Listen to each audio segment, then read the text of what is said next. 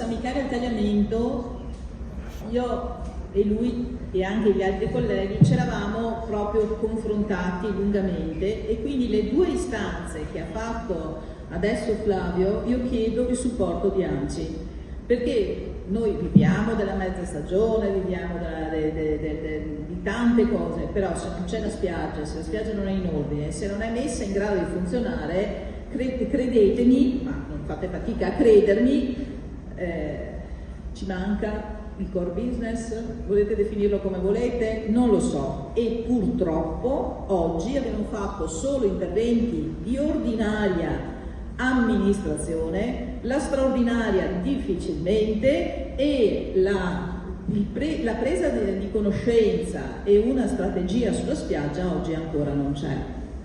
Abbiamo fatto una serie di tentativi, quindi le due istanze, Mario, che il sindaco di Bibione San Michele al Tagliamento ha fatto sono condivise da tutti i colleghi, perché nel corso del tempo le abbiamo veramente condivise.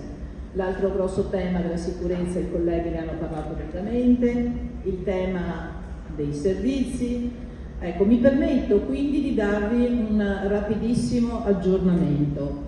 La legge sullo status di comunità marina non è la creazione di un ulteriore livello, ma è semplicemente diamo un inquadramento giuridico a delle realtà che oggettivamente sono a fisarmonica, diamo i criteri e diamo gli strumenti ai sindaci, non ci inventiamo niente, andiamo semplicemente per situazioni diverse a dare gli adeguati strumenti che necessitano questi comuni. Quindi se una battuta la voglio fare, cos'è sta comunità marina? Cos'è che questi sindaci si sono inventati? Niente di nuovo, soltanto riconosciamo a chi è diverso gli strumenti per esercitare questa diversità.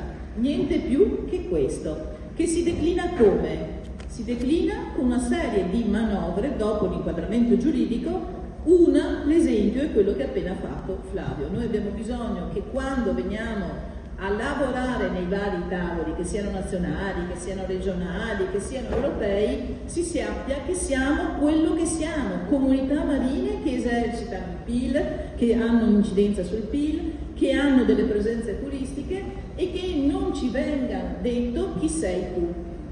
A parte Cavallino, che vabbè, ormai con lo spot ultimo che abbiamo fatto sembra che siamo diventati famosi, ma non è che abbiamo una presenza turistica o un PIL diverso da prima, semplicemente abbiamo un po' di più reputazione, ma io sono stanca che del balneare italiano e della costa veneta non se ne parli. Questo è il tema, non è il tema Cavallino. Quindi veramente grazie a Mario, grazie all'ANCI per questa sensibilità. Poi c'è il lago. Noi abbiamo a Chioggia con le categorie che ci hanno dato un grande supporto tutte, abbiamo fatto un percorso di chiarimento normativo e abbiamo creato un regolamento tipo del demanio marittimo, del regolamento del demanio, d'uso del demanio.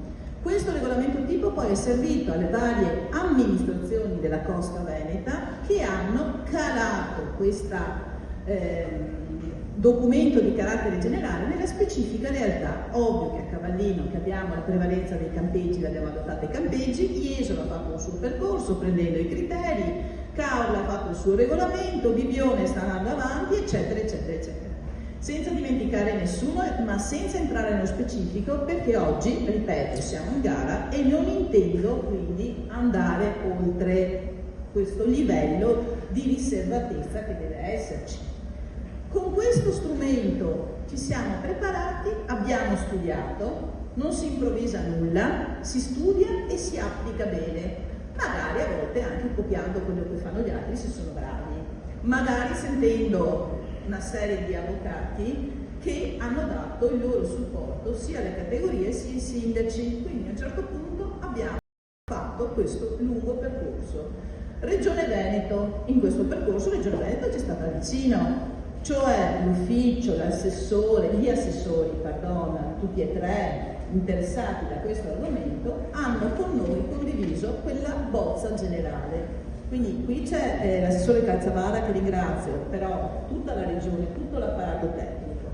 Credo che poi Regione Veneto abbia uno strumento importante che è la legge 33. Non voglio più sentire dire che la legge 33 non c'è, che non è valida. Finché è valida, ed oggi lo è, va benissimo. Quando non lo sarà più deve esserci un giudice che me lo dichiara, o piuttosto il Consiglio regionale che la cambia. Cioè, questi sono i due strumenti, non è che possiamo inventarci che perché qualcuno dice voi in Veneto sbagliate. Noi in Veneto applichiamo la legge, abbiamo applicato i criteri della sentenza del Consiglio di Stato di novembre 21 e stiamo andando avanti. E di che cosa parliamo? Continuiamo ad essere i primi della classe. Ma perché? Perché siamo responsabili e stiamo andando avanti applicando i pareri che sono da applicare.